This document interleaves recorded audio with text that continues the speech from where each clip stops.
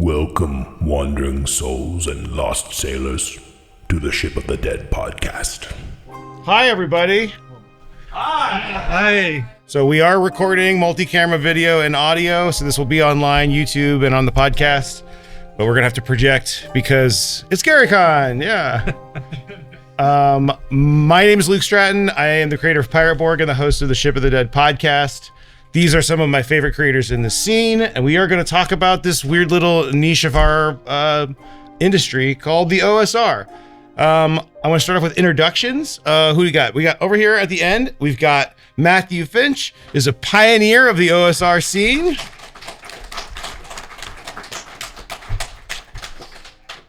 His works include Swords and Wizardry, an ENnie award-winning retro clone of OD&D, OSRIC, an AD&D 1E retro clone, as well as the Tome of Adventure Design and the new Tome of World Building, all which are incredible books. You should all go check them out. And you have a booth here, yes? We do have a booth here. Yes, excellent.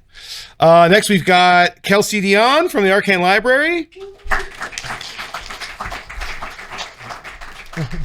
Kelsey is the creator of the ENnie award-winning Shadow Dark RPG, which blends old school aesthetics and design principles with modern mechanics. Shadow Dark's second Kickstarter is funding now and has already raised $1.6 million.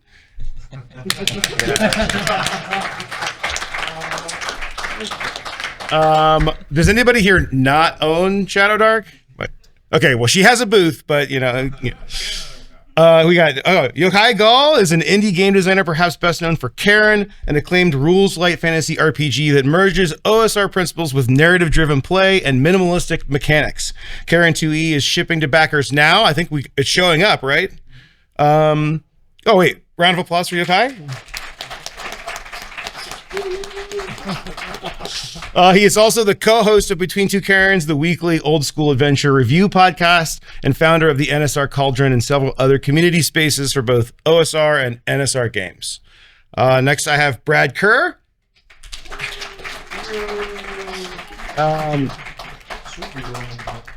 Brad is part of the Necrotic Gnome development team. His works include Hideous Daylight, Temple of a Thousand Swords, Wyvern Songs, and the OSE Adventure Anthology. He is also the co-host of Between Two Cairns, the weekly old school adventure review podcast. Welcome, guys. Thank you, Luke. I'm going to start with the obvious question. What the hell is the OSR? How dare you? Sounds cool. Let's hear it. That's the whole session if we start talking about that. I mean, okay, look, what do you guys think? What's the OSR? Let's start with the acronym first. What do you guys think it stands for? No. There's debate about that as well. There is a lot of debate. I think the R is the biggest point of debate because some people I think would say that it stands for either revival or renaissance or what else? Revolution. Yes, revolution. Brad just Real High is just biting his tongue. No, I'm not biting. But Yochai, you came up with what I think is the most used alternative for OSR. Like the. Well, I didn't come up with the NSR. I just took it. I feel like you made it a thing though. Yeah. That's true. Yeah. I've been saying OSR. I didn't know it stood for something. But we always say OSR. Wow. I don't think it's useful to debate acronyms, but I think when you're trying to explain this to other people who are involved in this extremely niche movement, you enjoy a certain play style that was popularized in the 1970s and 80s by older versions of Dungeons and Dragons and other similar games. So that's what I tell people, and they say, "What is D&D?" And then it goes down from there. If you wanted to be specific to me, it's a focus on player agency, which just means giving players more control over what their characters are doing and when, without violating the GM player principle. You still want to put the GM in the driver's seat. So, I mean, there's a lot of this definitions, but for me, it's about player agency. Matt, do you have any thoughts? So I started thinking about what OSR was, back when it was a very small community. And so a lot of the stuff that I think about it is really no longer relevant because it has changed so much. But at that point in time, what we were just trying to do is, it was after third edition had come out and there were a bunch of people who were old school players. And so for us, it was more of an issue of let's look at the people and try and see what it is that actually links all of these people who are in this community.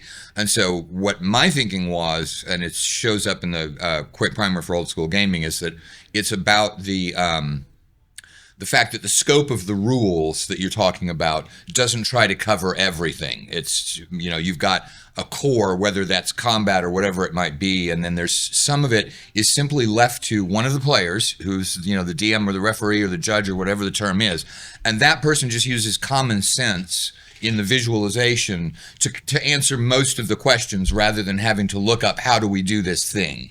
And so so I would say that it has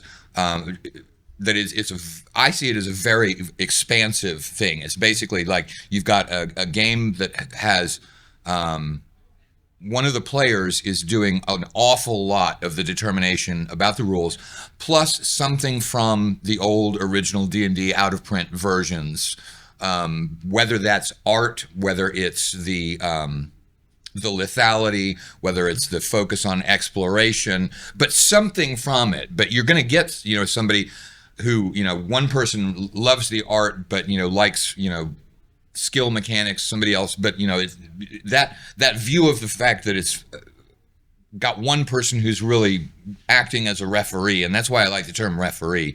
That I think is how I see the OSR. I think another big thing for me that I think all of you guys have encapsulated or incorporated into your work is also like the modern layout and graphic design principles. Like that's not really stated when we're talking about how we play these games, but things like Knock and Old School Essentials have really like kind of reset the bar for like information presentation. And I think when you look at those kind of like old school 2-column giant, books that take forever to read, it's easier to digest. It's a DIY punk thing. Yeah. It's people doing their own thing and sharing it. Yeah, sure. There is like an art, a punk, whatever you would call it. I look at non-OSR products and I just don't understand why they don't copy us more. It's just fundamentally easier to digest the stuff that comes out of the OSR. And it's not, I don't think it's just we're looking at our own stuff. I think if you showed it to any designer, they would say, oh yeah, this is so much easier to read. See how it draws the eye? And I don't know what they're doing over at Wizards. I'm just like, what? I don't understand it.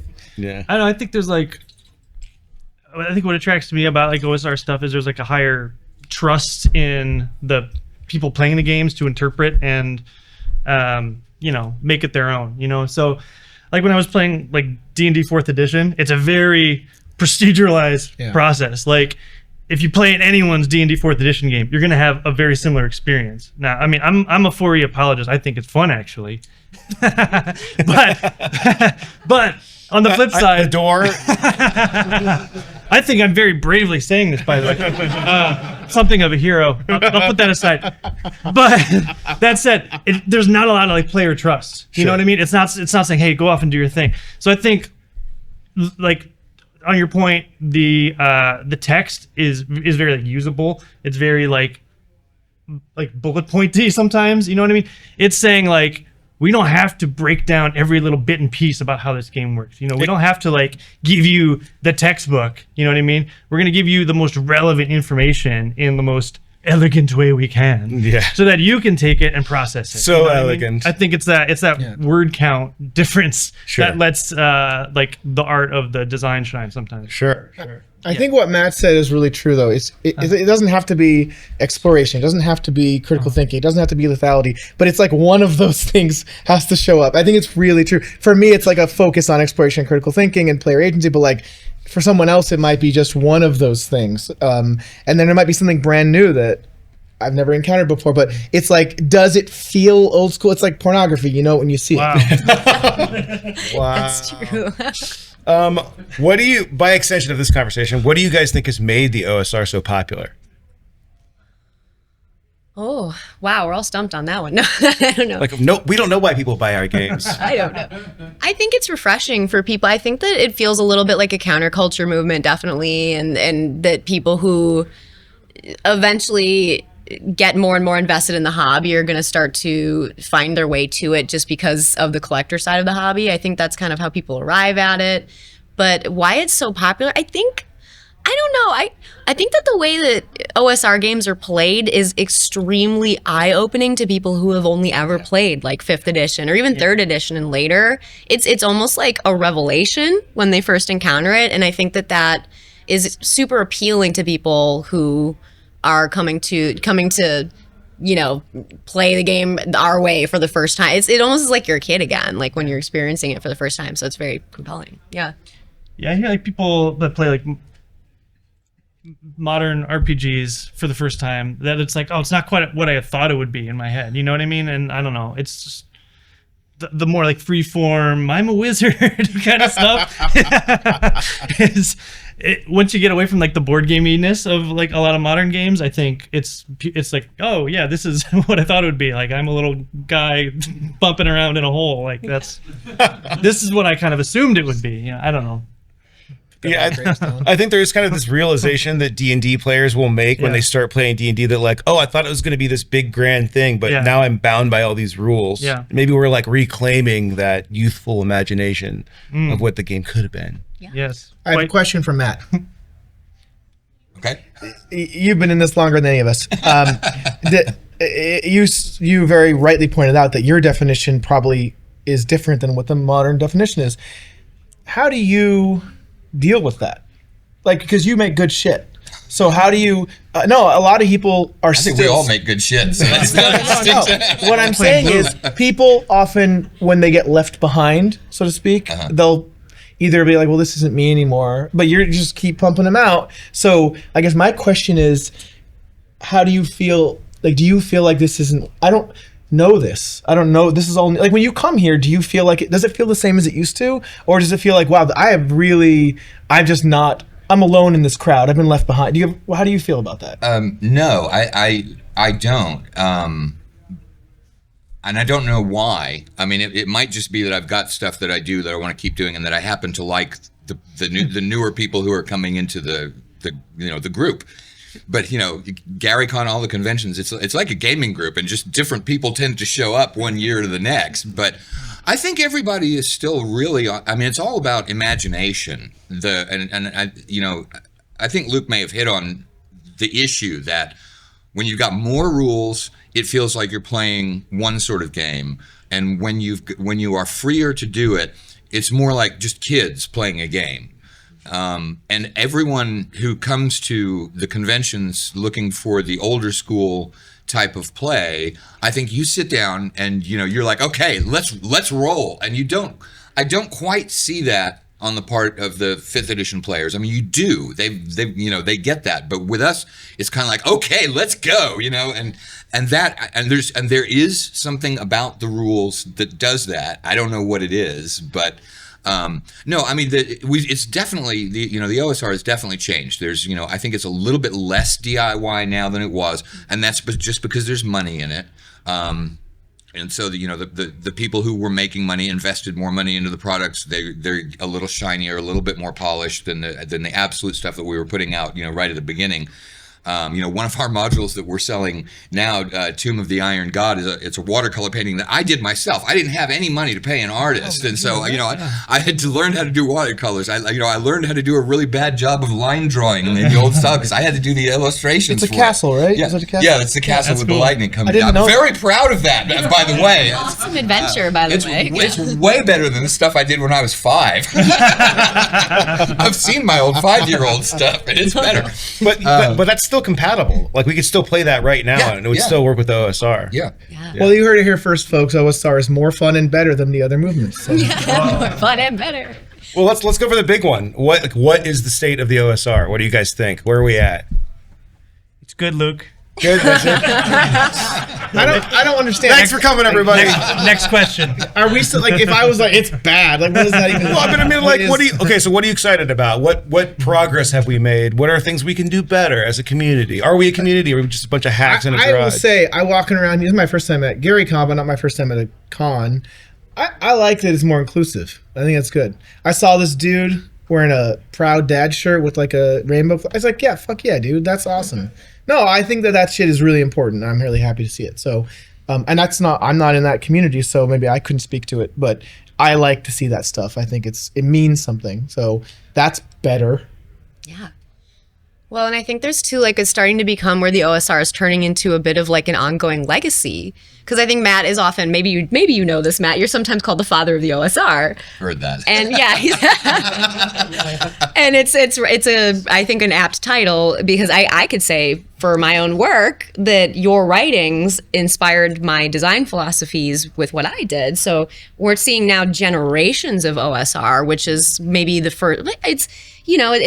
We've seen generations of D&D already. So now this is sub-generations within this culture. And I think it's kind of cool because I was thinking to myself when we were just talking about, like, do you feel like you've been edged out of the OSR in some way? Like, your philosophy is completely throughout what I write. So I don't think you have. I think you're very present in what I've written. So it's cool. I think it's cool to see that chain of connection. And it has, it definitely has changed. I mean, the whole generation of, the Shadow Darks, the Cairns, the people who are taking the ideas that formed the old school games and saying, what can I do with this? There's other directions this could take. And you started to see that, even in the very early days, because, Gary had done alternate classes that were going to go into second edition. And so, there's the approach of saying, well, what could have happened? And I think a lot of people have taken those. So there definitely has been an evolution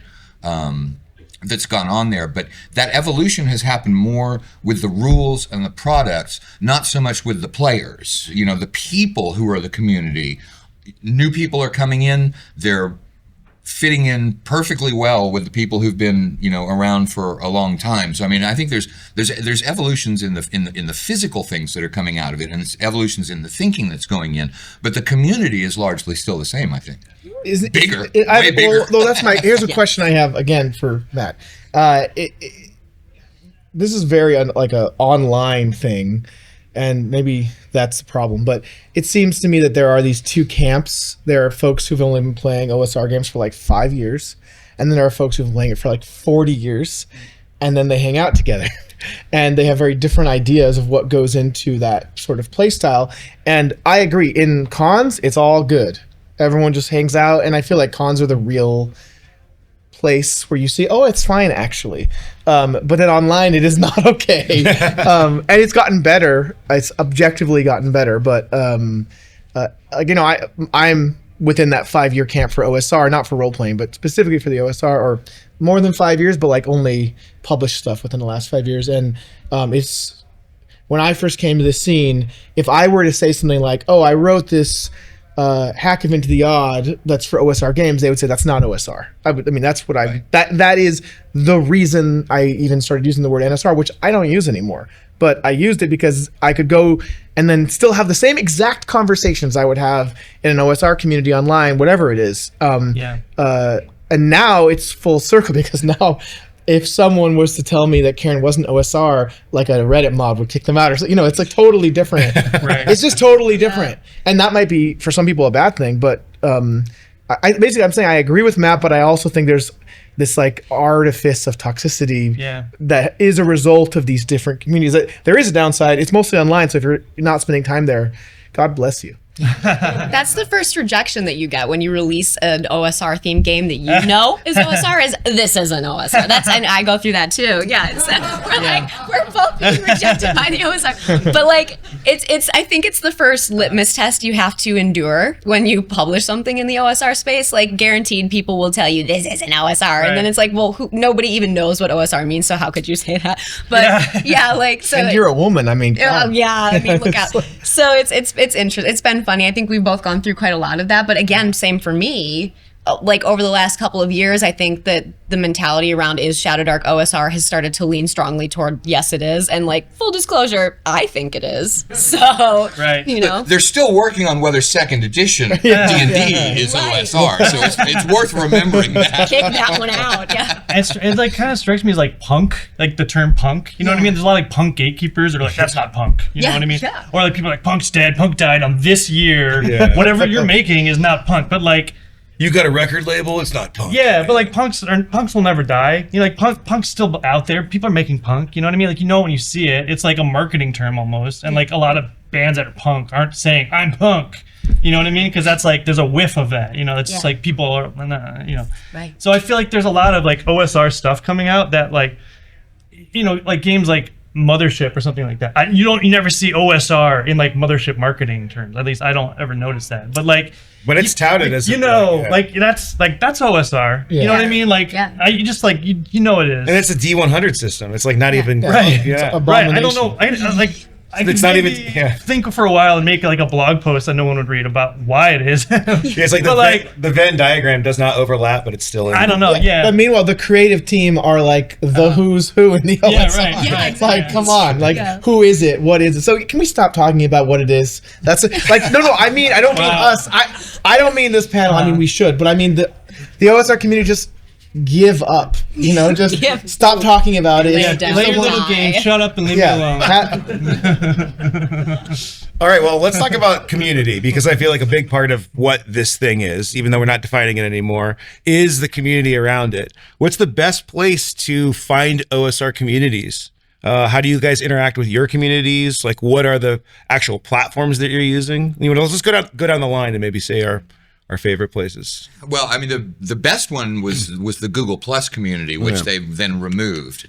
Is anybody not familiar with what the Google Plus community was? For show of hands. Nobody. All right, everybody. Oh, okay. Well, so basically, Google Plus used to have a social network. Yeah. That was.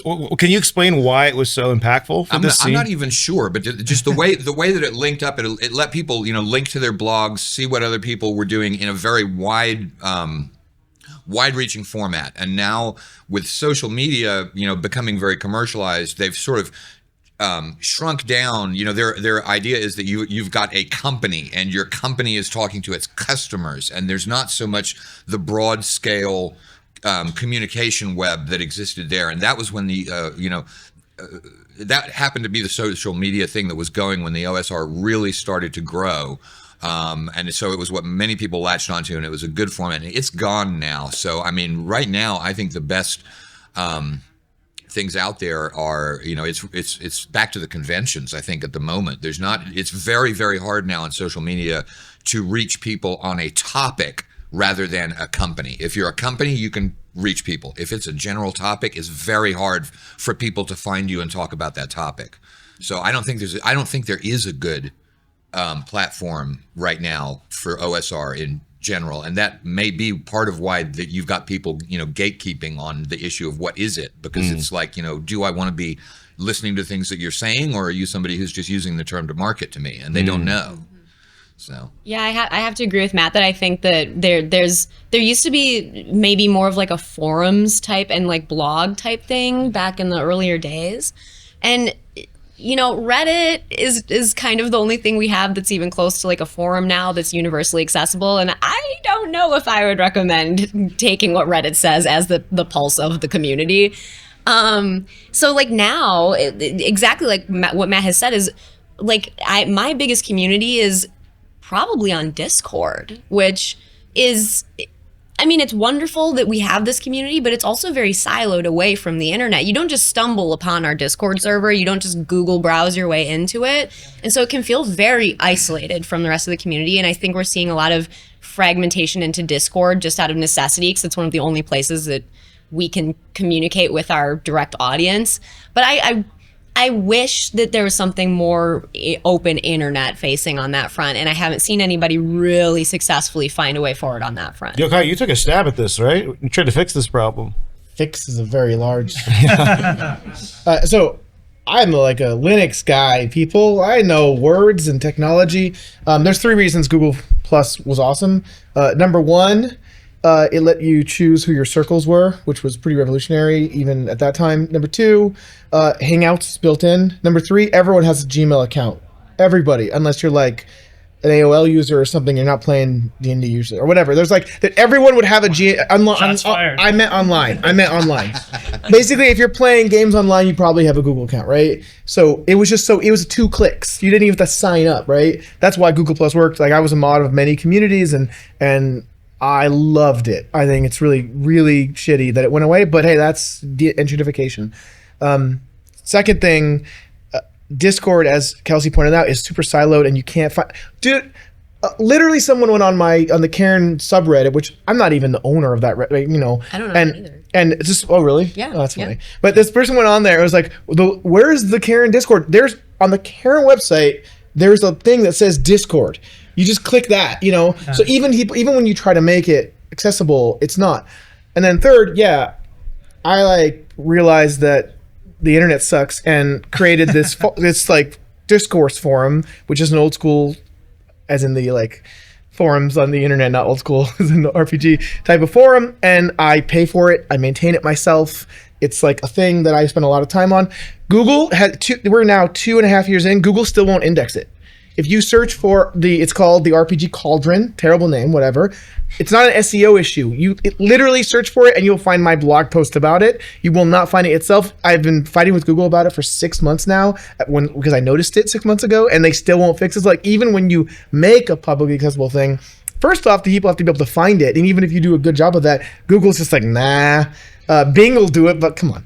And so there's like, it's hard, but I will say there still are forums. There's, you know, EN World still has this whole thing, and like there's Dragon's Foot. There's all these like older forums where a lot of the grogs hang out. Totally fine. You're not getting it. No one who's getting into it now is going to find those necessarily and it's not straightforward. So it's hard to do. And my solution was I was afraid of what Kelsey's talking about, where you're on Discord, you're siloed. What if Discord tomorrow is like, hey guys, everyone has ads now, which by the way, they announced. They're going to. They announced. So that's got a expiration date, right? Mm-hmm. And so not only is you're not going to find a conversation, also Discord, I'm 42 and I can barely keep up with it, right? It is, I'm just like, why so much talking and but on forums, people write full ass things and don't just say pithy Gen Z bullshit to get in your way. So I'm just saying like forums rule, but then again, forums have a cost. You have to spend time writing them. Brad's not going to use my forum. He's not because that's too much work. Discord, he can just blah, you know. You don't have an account, do you? I do, yeah. Okay. No, I get like little emails every day that I delete about the what's going on. I don't read them. It's exactly. Look, I don't know. People talk about community.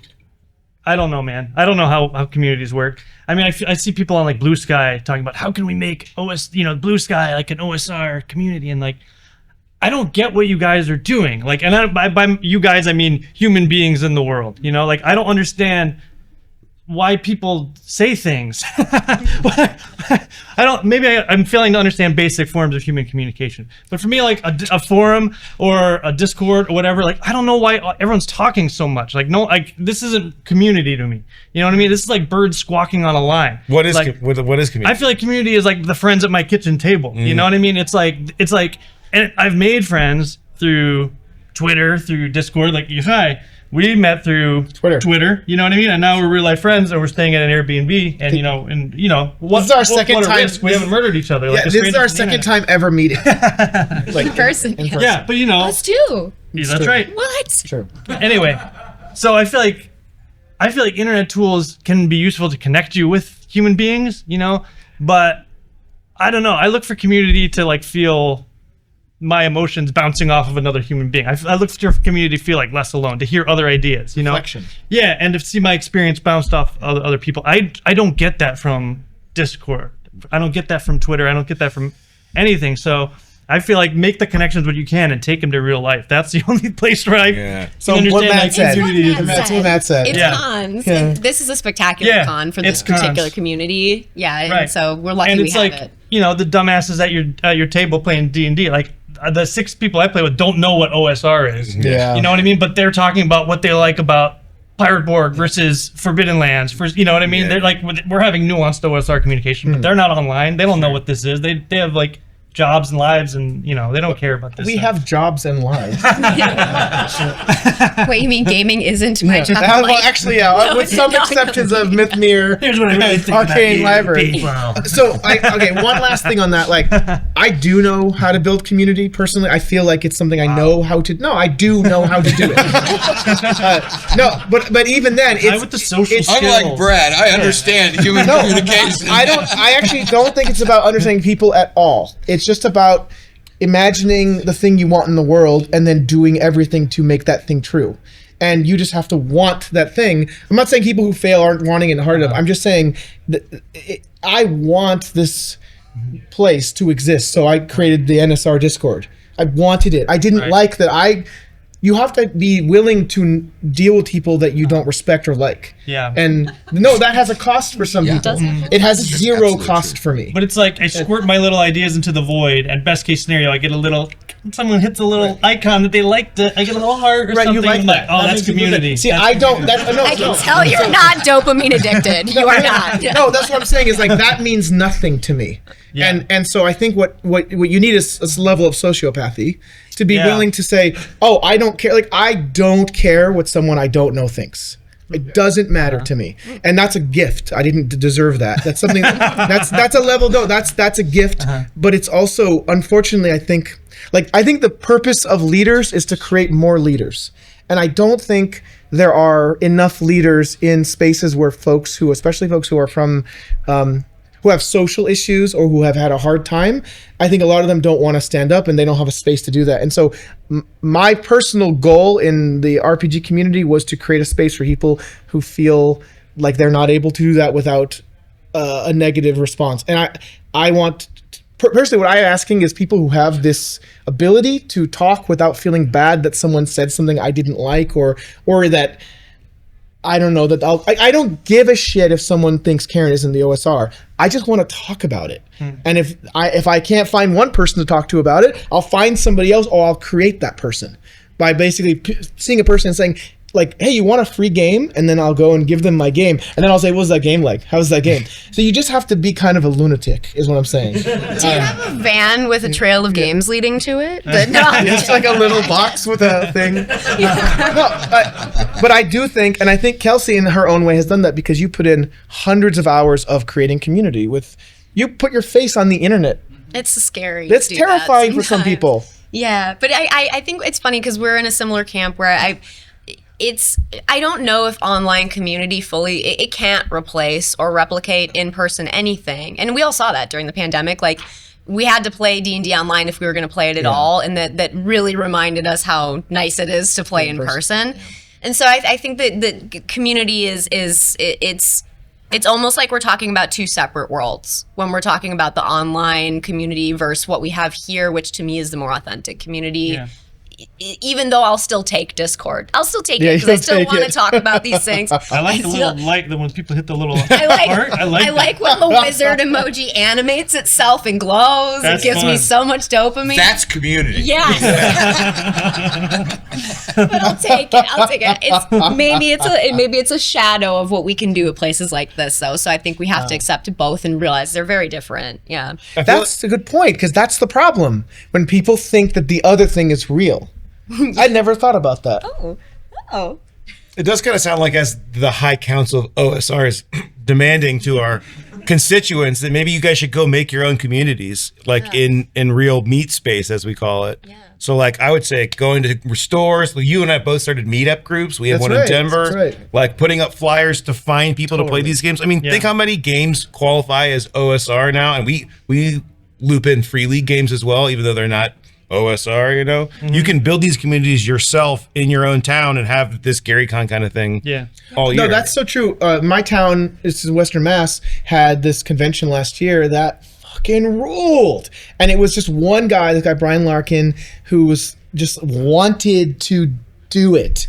And I don't know how much, he like worked all day during the convention, walking up to every vendor, every person playing a game. How are you doing? How's it going? He put 100% of his time in, and it was rad. It was just like, and it was a small OSR con, and this year's going to be 2 days, which is cool. Arcane Con, because Arcane Sword is his publishing. He puts out like alternatives to certain products I'm not going to mention here he puts, let's just say he'll put out a game that does a lot of domain stuff in it, so you won't have to buy this other game that does domain stuff. He's just like a publisher, but I am so impressed, and he did the thing. He is a leader who made more leaders, because after that happened, I talked to other people who said like, this was amazing, I want to do this where I am, because it's just fun to be in person and play games, and so make the thing that you want. Well, on that, moving on to blogs, I think the blog sphere, if you will, has been a big part of the OSR. And if we're talking about like building the social part with communities, I feel like a lot of the thought of the OSR happens in these blogs. Are there blogs that you guys have read that have been a pillar of your formation? That ones that you want to shout out? Any particular articles that have really like helped you rethink how you play this game? Let's go the other way, Brad. Whoa. I'm not a huge blog guy. All right, see you everybody. I mean, I kind of like, you know, the cream, you know, rises to the top. Or what about like Knock? Yeah, like stuff like Knock. Like, you know, there's definitely blog articles that have been opened my eyes. You know what I mean? Like what was the 5 cultures of OSR play or whatever? What? Yeah, the adventure. Or not OSR. No, 5 cultures of play by what's the blog? Adventures. Retired Adventure. Adventure, yeah. You know, stuff like that. Like I was like, whoa, that like makes me think in a new way. I share this with my friends. They're like, whoa, I wish I'd read this when we first started playing D&D. This is like really highlighting like what there is to like about different games, like stuff like that. So I don't know. I'm not a connoisseur, but I enjoy the stuff that bubbles up to my level of of disinterest. You guys know each other. He does not like blogs. I sent a blog. He's like, I'm not going to read this. They're awfully long sometimes. They are. Oh my god, it's true. Some are so long. I like lots of blogs. I don't know what you want me to say. I maintain a list of over 600 blogs on my blog of people can just download and import to whatever their blog reader is. I'm a fan of blogs. I read them. I mean, I read all of those blogs. So it's hard to keep up with. They're not all good. Are there any that you would like call out? Yeah, I think Gus L's older blog, A Dungeon of Signs. Yeah, and I read that one a lot. What's his new one now? I always forget. Why did you change domains and then keep it doesn't make any sense. Anyways, all of Gus L's stuff is genius. Incredible. His thinking is so good. I really appreciate it. But I also like Ava Islam's blog, Permanent Cranial Damage has some really cool like path crawl stuff I've enjoyed. Then you've got other Ben L. Mazarian's Garden has got some of the best like here's how I actually write an adventure kind of advice on it. Well, I like Joel Hines' blog about hex crawls. That one that was very powerful. He did a point crawls one. Did you talk about point crawls? The 3 mile hex crawl really changed my mind about hex crawls. Really? Shout out Joel Hines. I thought you didn't read blogs. Well, sometimes I read them. Okay, great. I mean, I don't know what you want me to do, just list blogs, but I like a lot of them.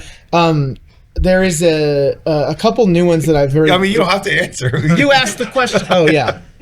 I'm never not going to answer. I've said enough about blogs. If you want to know more of them on my blog, newschoolrevolution.com, there's a blog roll link that is like the 50 best. I don't know, just go there and see if you like it. Wait, do you read his blog? Who's mine? Brad. No, he doesn't read them. No, I sent him my point crawls blog to ask if am I representing our debate accurately, and he wouldn't even read it. Look, I feel like okay. Here's the thing. I feel like we talk a lot, and I feel like I kind of live the blog already. So like it's like a rerun a little bit, you know. I mean, I support you. I don't need your support. Well, you have it regardless. Okay. But you know.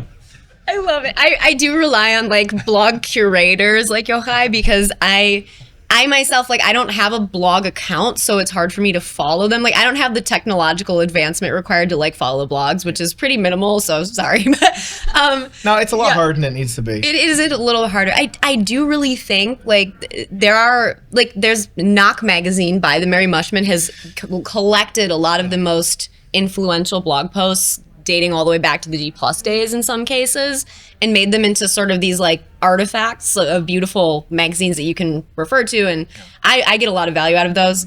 Layout is really good. It's magnificent. Tons of lessons in layout in those. We were talking about that. Yeah, we the were other day. Yeah. Yesterday, yeah. And I mean, it's funny because I think I get more from some of the more philosophical like documents. Like Matt, yours is the Primer to Old School Gaming. Principia Apocrypha is another one. Yeah. I think I get more out of those. I haven't seen Ars Ludi represented, the blog called Ars Ludi by Ben Robbins, which has like this very influential multi-part West Marches thing. So that's one I would shout out. Definitely worth checking out. For me, that's been very heavy on my mind lately because I've been doing a lot of Hex development for a Kickstarter that's ongoing. So what's it called? It's called the Western Marches. Got it. Reaches. It's called the Western Marches. Wow. I'm going to mix this up constantly. You make an ode to something and it's too close and it's going to haunt you. But, it's like 3 letters off. It's 3 letters different. What about you?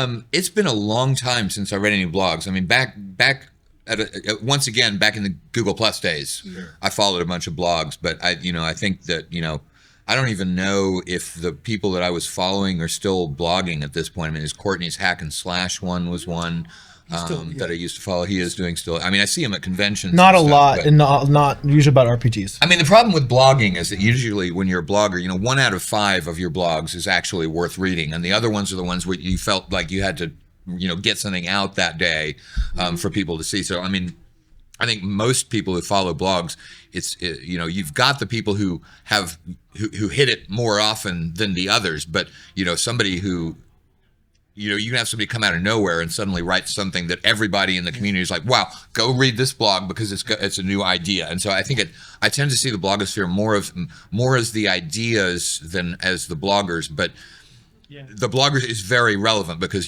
there are some people who fit what you like to read better. They just have a writing style that tends to mesh. And there's the, people who do come up with, higher density of, more interesting posts. But I haven't, other than going and looking up a specific blog post because someone talked to it, I haven't followed a blogger in many years. So Yeah, I'm kind of that way. I don't really follow any, but I have a few key articles, especially stuff from Arnold K, Goblin Punch. Oh yeah. Damn That are right. like, Yeah. oh, these are And he's how still you play the pumping game. them out. Yeah. He's still just like, here's this great thing. Yeah, so it's not so much like a hobby of mine as a few of the core things came from there. I think a lot of them are a knock, honestly, though. If you bought all 6 issues now with the 6th one coming out soon, you'd Bless be knock. I love it. Yeah, That was my I'd save the first knock from a burning house book. That's for me. Yeah. Knock. Oh. Absolutely, yeah. Let's talk about like recent releases. What has come out recently from your peers in the OSR that you have really like been inspired by, or been running, or been into, or hated, whatever? Yochai, that's Why are you looking at me? because I feel like you would mention one that you hated. It seems like it was joke. There's no purpose to that. That was a joke. It was a joke. Let's be positive. Yeah. Let's start over here again.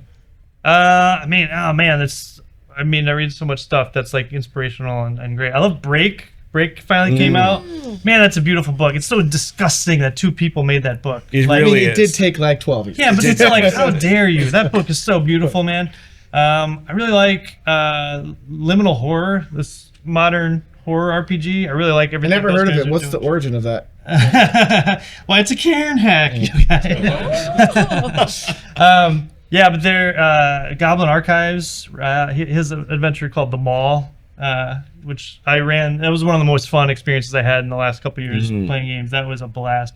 It's about a scary mall, and it was cool. It was a mall I used to work at too, so it was really special. It was based on that mall. It was that mall, yeah. Man, I don't know. I could go on and on. Valley of Flowers, that was an awesome adventure. Willdendron. Jedediah Barry. Yeah, that was. I think I'm seeing like that inspire new adventures now. Like that hyper dense, sticky setting adventure style. It's like, I don't know. It seemed very fresh the way they're mixing an adventure with a setting in a really like interactive way. Do you guys think that like your show has really like raised the intake of quality content, or do you feel like you're seeing more and more bad content than before you were just paying attention to stuff that like someone else told you about?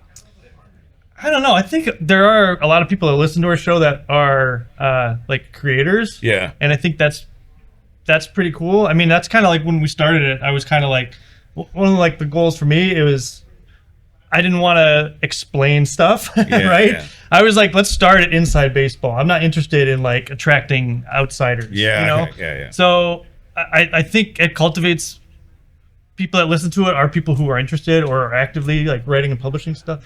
So it's cool, like when people who are like, I'm working on my first thing and here's an idea and whatever, like we hear about stuff like that on the Discord, and that's really cool and inspiring to see. I don't know if that is the question you asked. I don't believe it's had an impact, but I think those people would have made good things anyways. That's probably true. I think we hear about them now. It may have made things that if anything, the only impact we've had is that people who like our stuff will make more stuff like what we like, but that doesn't mean that it's better. Like what I'm saying is someone might be, oh, yo, Brad really likes when there's a weird little guy, let's put a weird little guy. We like that. That doesn't mean that that's better. I'm just saying it's better for us, but I don't want to assume anything about, I don't even know what our influence is beyond the space that we have, that we occupy. And I'm not trying to be humble. I literally don't know. Right. We need more Apple reviews, so get on that. Jeez. It's impacted me. I've listened to a lot of stuff you guys have talked about that I would not have checked out otherwise.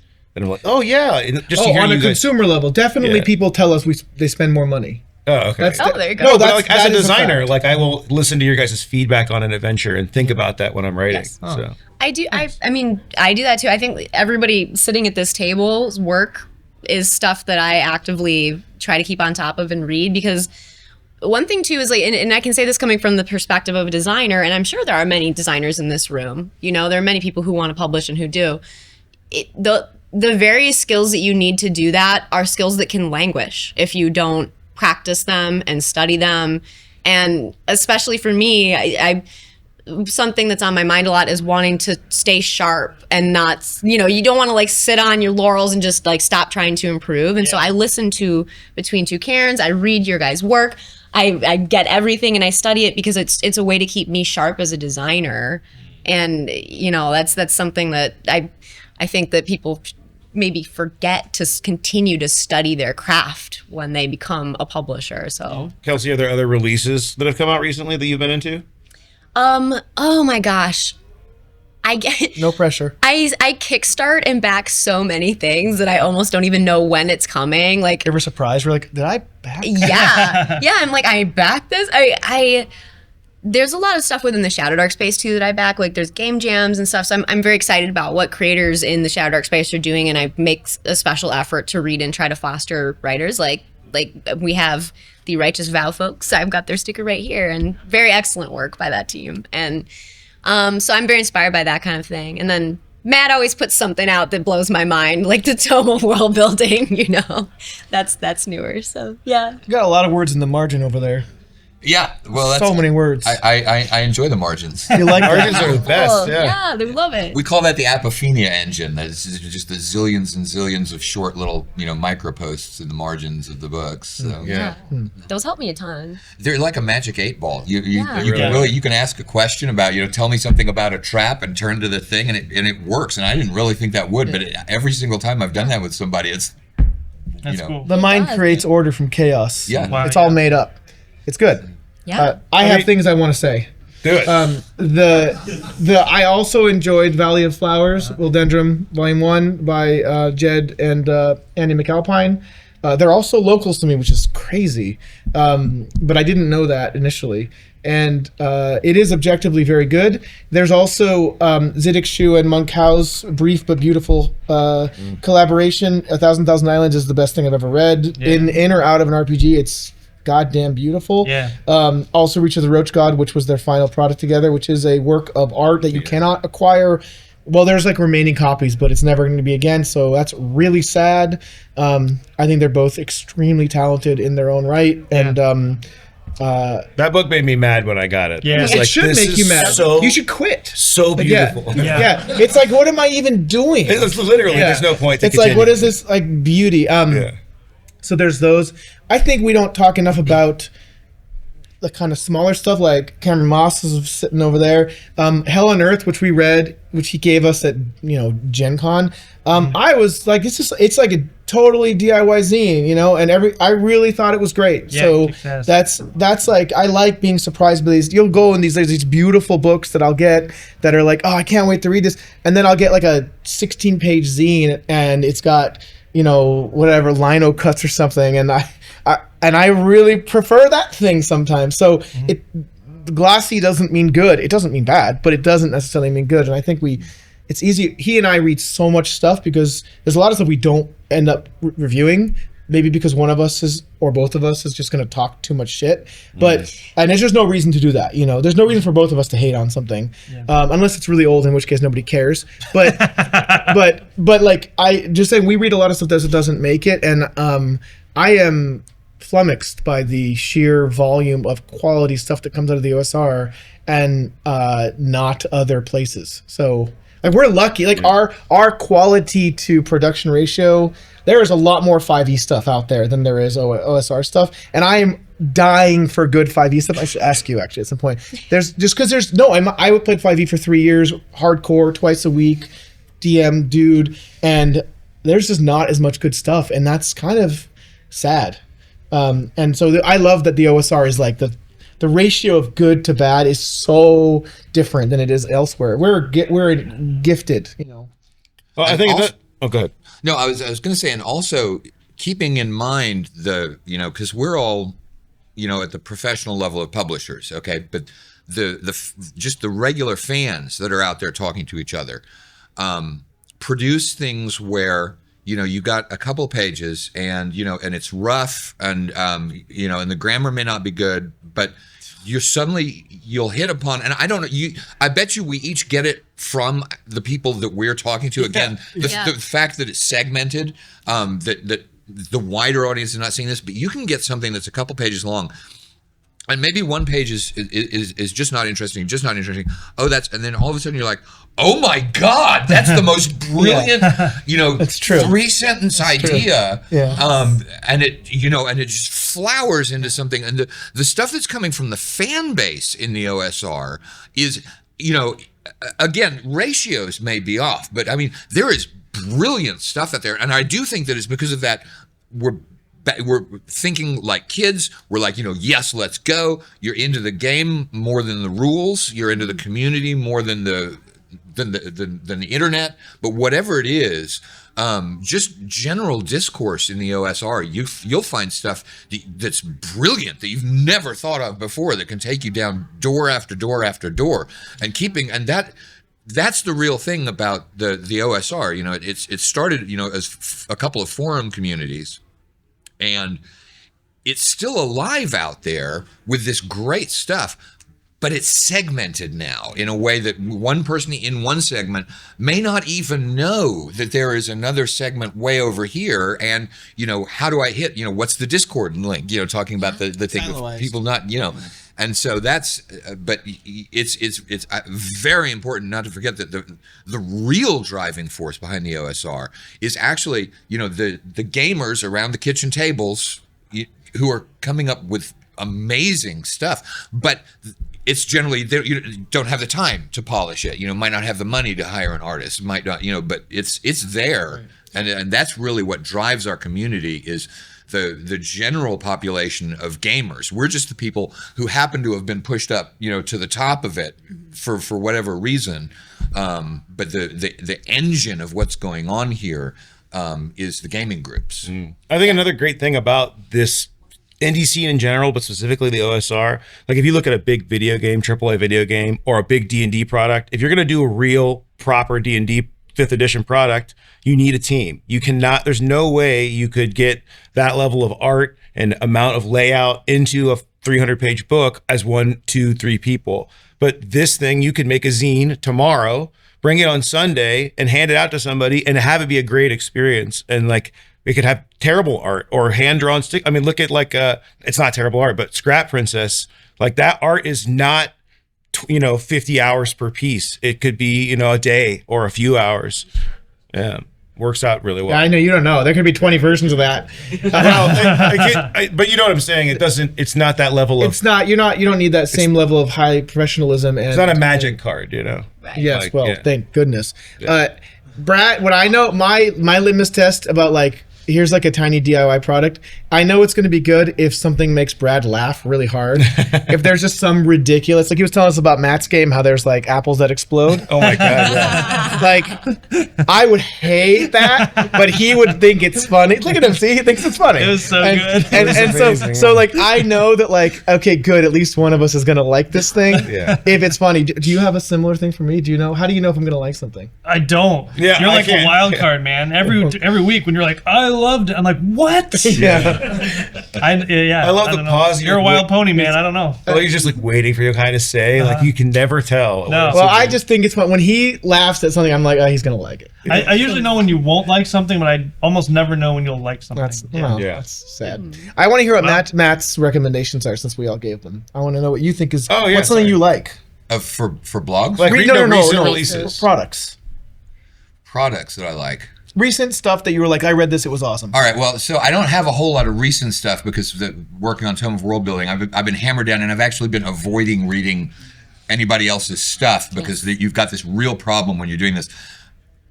somebody's got a great idea, it goes into your head, you forget it's not yours, and then it comes out in a thing. So I have but the coolest things that I've been looking at recently are systems. It's Shadow Dark and Mothership, basically, and Not OSR system. I thought we weren't going to talk about that, by your that was rule. A joke. Thank you. So it's been the systems mainly that I've been looking at. I really have not looked at any adventures or anything. Precisely, I've got a bunch that we backed on Kickstarter that are on the shelf ready to get read, but I've been not cracking those open on purpose. So Yeah.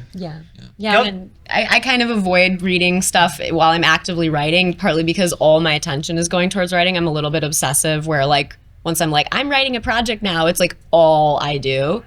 But it's the same thing where I save stuff until after that process is over, for sure. Screw that, I steal everything, man. I was a pirate. I mean, come on. Read everything. Yeah. All right, let's open up for questions. Anybody got any burning questions? They're just waiting for me to say that. Yeah, what's up? When you write, do you have in mind kind of cross system, compatibility? Because I think a lot of what makes OSR great is being able to take like a piece from Osric on our Wednesday night game and then mixing in like the Carcass Crawler, Volume 4, Halfling Reeve, and then being able to borrow from Basic Fantasy and, all these different systems and just taking that. And one of the things I love to do is play DCC modules in Shadow Dark. It's blasphemy, I know, but I love it. And stuff like that. So do you guys have that in mind when you're writing to add in elements that, somebody's going to steal this and use this for this system, I want to make a bunch of sales off it, or not even that, but just it could be useful for this, I mostly write adventure modules, and I'm definitely thinking of the system specific for the most part. I think even like systems that are similar sometimes have different carrots, like a pile of gold pieces is more tempting to an old school Essentials player than, I don't know, like a Cairn player, you know what I mean? It's just like different motivations. So I've written a couple conversions, even like it was an OSE module and I made a Cairn version, and it's like I have to rethink a few things. Like this is somehow a different challenge or a different problem. So I think like big fun ideas defy systems, like, you know what I mean, like whatever, like a flying carpet is going to be fun any system you play in, but I do think thinking of the system specifically, there's just different risks and rewards that are kind of inherent to those sometimes that I think you benefit from like really zooming in on sometimes. I definitely do not do that. I think for me, the benefit of writing a system that is linked to the setting is that you get the freedom of not having to worry about that. Like I wrote so much 5e stuff where I was like, well, I can't make it. It's level 6, so if I put skeletons, it's going to be fucked. Like right. In Pirate Borg, the skeletons are always a threat. So I prefer that I don't have to worry about another system. So that's my take. Yeah. Any other questions? Can I? Go ahead. Wait. No, wait. I'm going to say something. Do you want to trade seats? No. Hey, listen, if you're offering. You got the Kool-Aid man. I just feel like I wanted to say something in response to whatever your name's question was. I've written adventures before I started doing Kerr, and then I started writing things only in Kerr. But when I wrote Beyond the Pale, which is this like super Jewishy themed adventure, I almost wrote it system neutral. And for the exact reasons that you were kind of mentioning, where, I could take this. I thought, well, hey, they'll have to write their own things, but there won't be a conversion. I thought, I could just write kind of what like Zedek did in Reach of the Roach God, where he kind of created a template that you could then apply to your own system. And I don't think that that's the right way to do things for me, partly because I'm trying to, get my system successful. And to be frank, having modules is the only way. Like I see all these systems out there that no one's ever going to play because there's no adventures for them, and it's work to convert, even for someone like me who converts almost everything anyways. So I do think there's there's nice compatibility in a lot, between all these different games. Swords and Wizardry is different than OSC, but you can make them work more easily than say Eco Mofos or some Cairn hacker or whatever. But I think like he's like what we're hearing from the system is setting people, which I would include myself in. Like Luke was saying, well, when I'm writing for the setting, it's easier. I think there is a sort of Ouroboros that happens where you're feeding your setting and then feeding your system, and now you're thinking about how they relate to each other. And yes, that silos it off a little bit, but it also strengthens it. So it's a constant cost-benefit analysis. And if you're writing adventures like Brad, you have to write in different systems. Or you don't have to, but it gives you more options, right? Yeah. Like if you hadn't written Demon Driven to the Maw in Cairn, I think Cairn would be less successful. And I owe that, to some degree, because it's a good module. You guys should play it. It's fun and crazy. It's not like other OSR. Shut up. This isn't. I'm not giving you a compliment. I'm saying it helped me. It did. It's like so. What I'm saying is, it's really about what your goal is. Is your goal to help your own brand or system? Which there's nothing wrong with that. I do that shit all the time. Or is it to just like get it in as many hands as possible? Like what do you want to do? There's also so many things out there.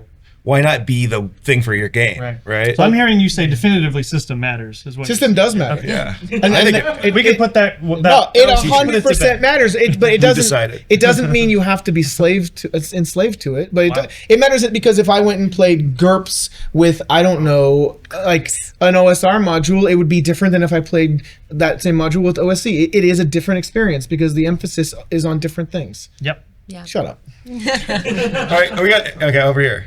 Real quick, so kind of riffing off of what you're talking about, getting it in as many hands as possible. What about, this is a business question, local game stores? Like, I feel like every time I go into a local game store, and I grew up a complete strategist in New York, right? Oh, yeah. I feel like the ground has been ceded to Hasbro and to some of the big, The Magic the Gathering. right? And so, like, is there an effort, is it worth your time to build relationships with these local game stores, or is it like a business like dead end?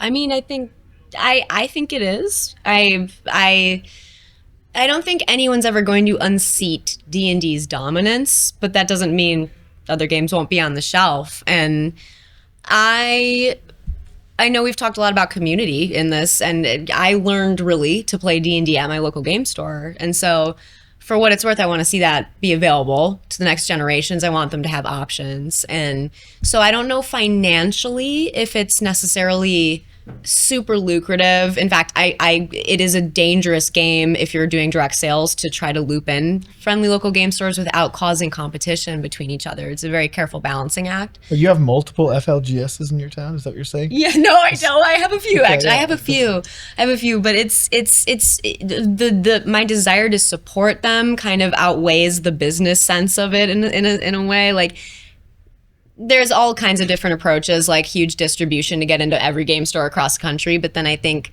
that doesn't work. That wouldn't work for me. And so I think what I have to do is like direct game store support. I do think it's worth it. Probably not financially, but culturally, yes. Yes. It's interesting. I have a conflicting view, I think, because Pirate Borg is in distribution with Free League, and so that is all over the world. Yes. So I was in Germany on vacation, and they had it in the store, which is like the coolest thing that's ever happened to me. Yeah. But I probably made $2 on that, maybe less. So there's a balancing act. Well, it depends if are you trying to make as much money as possible, or are you trying to reach as many people as possible? And that's our approach, is we really want people just to play the game. Like, it's about the experience. That does feed, it helps, it helps the brand. Plants the seeds of sales. Well, I find copies of Cairn in coffee shops, which is fucked up. That's awesome. It's just like so, and I mean, it's not like I didn't even sell it to them, you know. And then I'll find copies of Rune Cairn in more coffee shops, and like, wait, like there's like there are more successful. Hilma Horror is much more successful than Cairn in many ways, and that's awesome. It's really found its place, and like they're doing things a certain way. And so to me, I would rather see more of a thing that has my DNA than not at all, even if I'm not making money off of it. Well, I mean, and your game is Creative Commons, right? Like, indeed. And but still, it's like I feel like there's a, it's like, oh, my deep children, and I'm only taking what other people did anyway. So it's all, we're all helping each other. I did see Shadow Dark, by the way. I was in San Diego not that long ago, and I did like a tour of game shops, and it was in all of them. Yeah, see, there are people on the internet who are like, Shadow Dark's not a game stores, and I'm like, I know how many it's in it. It was prominently displayed in at least half of those, and was like this, like by far the best looking book of many of those. Well, it's only because it's like 5 ebooks and stuff. So yeah, I didn't have bad competition, but Matt, like, you guys, what is your whole distribution like? What do you guys do with this? We don't put our stuff in distribution, and distribution involves risks, and I think there are I'm not even sure that I can give a capsule summary of what the thinking is that goes into whether or not to go into distribution. I think the question that got asked, though, wasn't really about distribution. Yeah, it was. Yeah. Was it? Okay. No, it wasn't. It wasn't. Yeah. So, in terms of dealing with, the local stores, the philosophy we've taken since we're not in distribution is that there are some game stores out there that want to support, the OSR in general, or more specialty niche products or whatever it might be that's causing them to reach out and ask about it. And yeah, we do. I think. So I think the way that we've done it is the ones that self-select as being like, hey, can I have your products in there? Those we support. And I don't think we're trying to do, because you just spread yourself so thin to try and do anything. We're a 2-person company.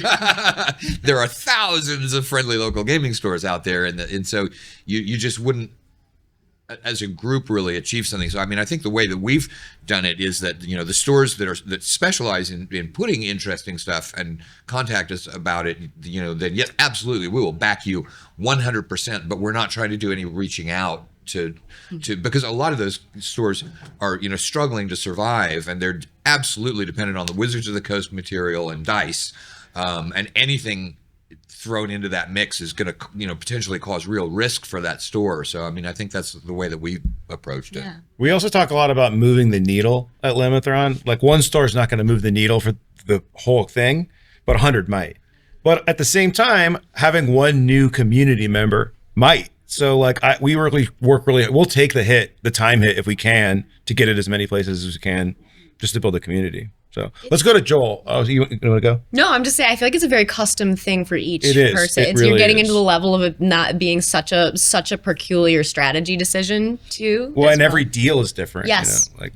Also, who talks? Am I in a good mood on the time on the day that somebody talks to me? There's a lot of random stuff that goes into Did they come at me too hard, or were they nice? Yeah, I don't know. Let's go to Joel Hines.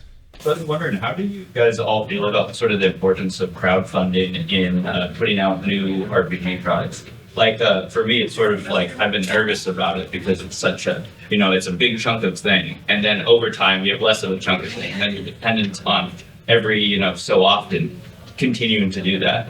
And the whole RPG industry seems like it's done that for years now. And is it something that we should be nervous about? I guess, how have you diversified outside of the dependence on crowdfunding for launching things? And is it something to be concerned about, or is it just a useful tool?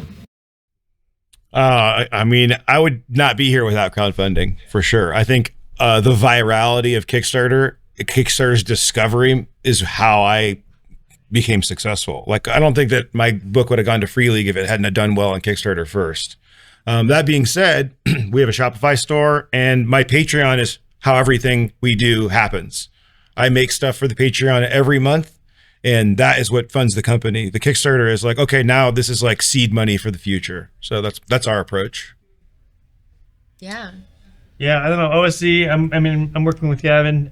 He was Mr. Kickstarter, and I think is burned out. Yeah, they're a lot of work. Yeah. So and I think just because there's so much that goes into a Kickstarter, right? You have to do like so many jobs, and it's just so intense and compressed into this timeline that, it's amazing marketing, right? Yeah. It's amazing.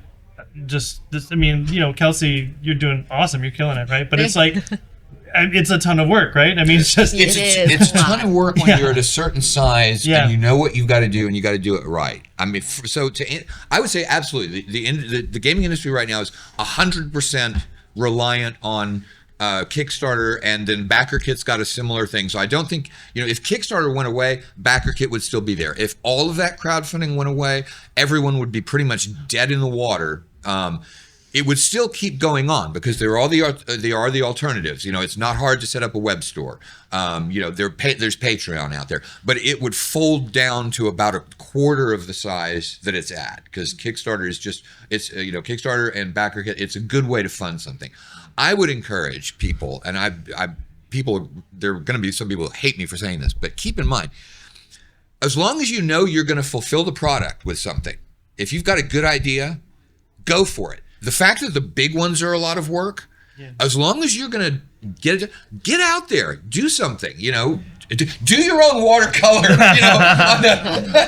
the cover of it, People in our community, talking specifically about the OSR, people are not driven by production values. They appreciate good production values. They can tell the difference between good and bad. But if you couldn't afford an artist and you did stick figures, on the thing, you are not going to get, ridden out of the community on a rail, as long as you said in your Kickstarter, you know what? I got no artist. I'm doing stick figures unless I bring in enough money. Okay, we didn't bring enough money, so it's stick figures, but I'm a good writer, so you're going to get great stuff there. Yeah. I would like to see more now. It may be out there and I'm not seeing it. I may be saying, hey, go out and do this thing, and people actually are doing it, and it's failing, and it's horrible, and it's terrible advice. That may be the case, but we've always run by pulling the good ideas and the good products from people who were never in the industry before, whatever thing it was that they did that made them get recognized. I wrote Osric. Nobody knew who I was when I wrote Osric. I was had the legal background. I had the time. I was like, we have, Wizards is not, they're not publishing a PDF of first edition AD&D. There are no books out there. The books are becoming more expensive. I'm like, okay, well, we know what to do, because here's this third edition D&D trademark license, so you can just do that, and all this required is for somebody to rewrite all of Advanced Dungeons and Dragons in different words. I can do that. and that's what went out there. I drew the pictures myself. It was, it can be done, and I would love to see a real, more of the grassroots products that have got some aspect to their product, production values that's, this is shitty. These are my stick drawings. That's what I did on some of this stuff, but that's where the energy, I think, really comes from. So I would, don't wait on the Kickstarter because you feel like you haven't got absolutely everything put into place. The people that are talking about, here are all these aspects to it, they've done Kickstarters in the past. The Kickstarters they're doing now are ones that are based on all the experience of the other ones in the past, or they've done them with another company or something. It can be done fairly easily, as long as you're sure that you can produce and get that product out to people, because that will end you if you don't deliver on one of these crowdfunding things. But as long as you can, I would say go ahead and do it. Yes. Your OGL videos, by the way, were really good. They were really good. I love where you just kind of explained it in a way that humans can understand. It was good. Yeah. Also, your video on the OGL was really good too. Oh, yeah. I just want to say one thing I learned from 2 successful Kickstarters is write that shit first. Yes. I wrote almost all of Kerr's second edition before we went to Kickstarter, but then there was like other stuff that I kept thinking like, we should add this, and so I had to take like a week off of work and just write for a week, which was a very good week. But definitely like have a manuscript first, because if you don't, it's just gonna screw everything up in terms of like, well, okay, how many pages is this gonna be when you lay it out, so that was one lesson. And then another one was if you don't know how to do something, yes, you can do it yourself, like draw your stick figures, but I don't know how to publish, so I got publishers. Obviously, not everyone has to do that, but I know how to do layout. I suck at it. I don't want to do it. It makes me mad. So I got someone to do layout, and I gave him 10% of the Kickstarter proceeds. It's okay to need help and to have someone, to pay someone to be part of your project. You do give up something in that, and there's some things I regret, but in general, like I can tell you, the Karen second edition box sets are shipping right now. People are getting it. That was March is when we said we were going to get it. I would never have gotten that on my own. That's 100% because Space Penguin knows what they are doing. I do not. So if you don't know what you're doing, find someone who does. That's always an option.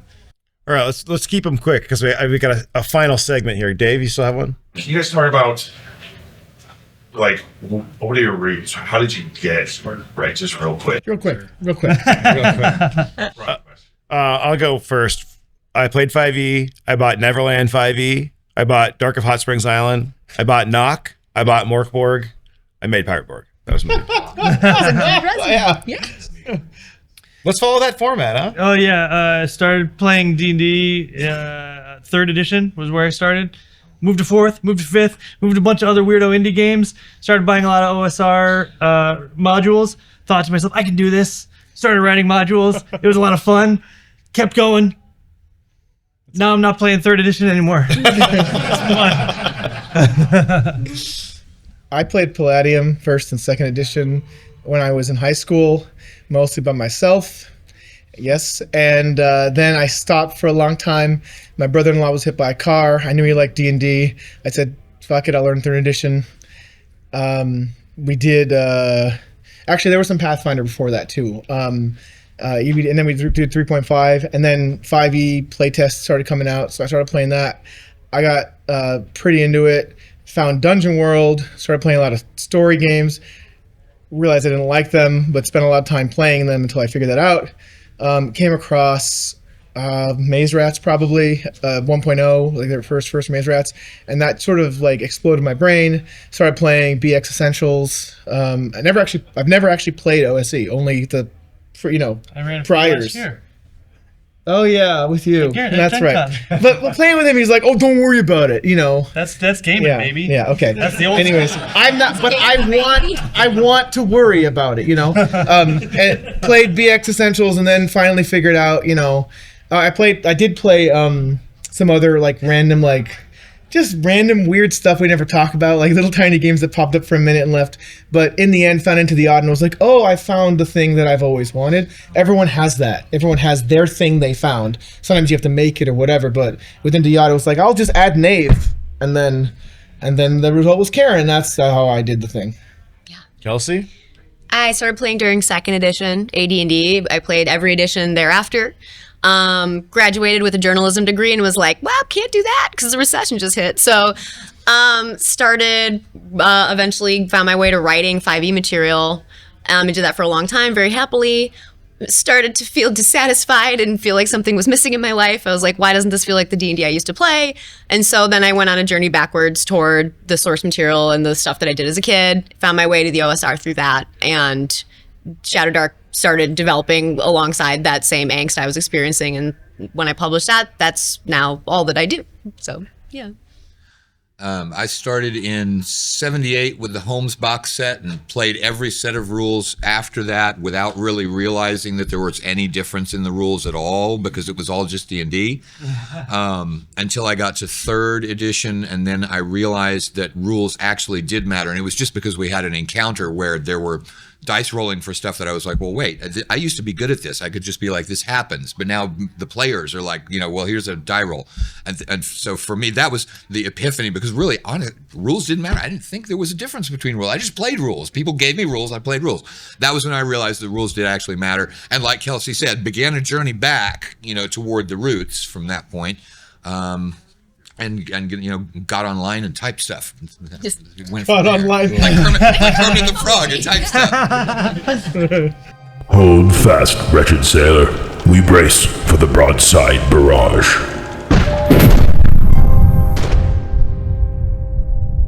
You only have one system to play for the rest of time. Which one is it? Mine. Oh, sorry. And it can't be yours. You're too late on that. Fair. Rulings over rules, right?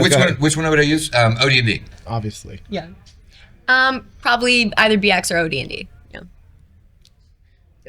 I hate this question. I know you do. Brad asked me these stupid questions too. Would you rather do this or this? I don't talk like that. Yes, you do. Yes, you do. I reject the hypothesis. Wow. I love that so much. Yeah, can I just say D&D? A little slurry? Yeah, I'll take that. Yeah. Got a little bit of that? I'm with you. Yeah. Cool. D&D. Yeah. Okay. IPU Wish had a badass OSR game. Can't think of one. Firefly. Nice. But Traveler is Firefly, so Yeah, that's wrong. Firefly is Traveler. I kind of already answered this. Can I say it again? Yeah, you can. Yeah. I think the Wizard of Earthsea series would be awesome. Yeah, that would be cool. Yeah. I reject that. No, I don't give a shit. I literally don't have an honest answer for you because I don't care. Got to shout out Little Women. Louisa May Alcott. Where's the respect? What would the stat line be? That would be a wild game. Please write Two it. stats, little and women. All right, last album that you listened to. Whoa. I like was it. having some jazzy times on the airplane. I was listening to Horace Silver. I think it's called Fly Like the Wind, I want to say. Okay, cool. It's really 70s. Yeah. Uses strings in a way that you would not expect from jazz. Strong recommendation. Underrated masterpiece. Next. Great. The last thing I listened to was Prefuse 73 Reads the Books, which is it's a kind of found audio but filtered through hip hop. It's good. I literally just had to make eye contact with my wife because she reminded me the last thing we listened to, which was Untrue by Burial. Good album. Sweet. Amazing album. Yes, yeah. Absolutely. I think the last album I listened to is probably Paul Simon, Rhythm of the Saints. Nice. Excellent. Okay, my final question. Joseph R. Lewis, great adventure writer or greatest adventure writer? Okay, can I just say that's the best question because he's very shy about people recognizing who he is. He's right over there. Look at him. Look at him. I want you to know he texted me this question, so maybe you're wrong. The answer is greatest. Greatest. Gotta recognize the goat. I will say, if you have Joseph not St. heard Louis. Joseph R. Lewis's read his work, you should definitely check it out. It's really, really, really good. He really likes the band Rush. Nice. All right, where can everybody find? I mean, we probably all know where to find everybody, but let's give a quick plug of what you're working on and where to find you on the internet. Well, we've got Mythmere Games is our company, mine and Susie's. We do have a Discord, which is probably the best way to actually talk with us. We do have a website for selling stuff, which is mythmeregames.com. And a booth here. Yes. And we have a booth here. So yeah, to the folks that are here in Meat Space, that's the True. We also have a booth here, the Arcane Library, for the first time, which is cool. Yay! And the arcanelibrary.com is our website. You can basically find links out to everything, like our Discord server from there. And we have an active Kickstarter at the time of recording called The Western Reaches. Not Marches, Reaches. Nailed it. Yes. I'm Yochai. I have a website. It's called newschoolrevolution.com. It has many links on it. You can find Karen at KarenRPG.com. We have a podcast. It's called Between Two Cairns. It has nothing to do with the game Cairn. And it is on Patreon at patreon.com/between2cairns. You can pay us money and we'll do more talking. So if this does not turn you off, join the Patreon. Yeah. No refunds. That's not true. You can get refunds. I'm working with Necrotic Gnome, Old School Essentials. We got we're working on a starter set right now, which is going to be pretty neat. I'm working on a Mary Mushman adventure module. You're going to be kickstarting, I think, later this year. I got a silly website where you can see my links, bradker.net. And the thing he said about the podcast is Excellent. Yeah, I didn't tell anybody. I'm at limithron.com. You can get the podcast, this episode, at Ship of the Dead. Just Google it, or we'll be on YouTube or wherever you listen to your podcasts. Thanks for coming, everybody. Come find us. Have a great Gary Con. You've been listening to the Ship of the Dead podcast. Email your questions, comments, and buried treasure tips to shipofthedead@limithron.com. You can support the program, join our Discord server, get early access to new episodes, and instantly download hundreds of battle maps, assets, and adventures at limithron.com/Patreon. Tiers start as low as $2 a release, and you only get charged when I make something new. Pirateborg, my rules-light, rum-infested hack of Morkborg, is available now at pirateborg.com and retail stores everywhere. Ship of the Dead is produced by Limithron LLC. Our audio editor is Matt Kepler, and our music is by Alexander Miller. For more, head to limithron.com.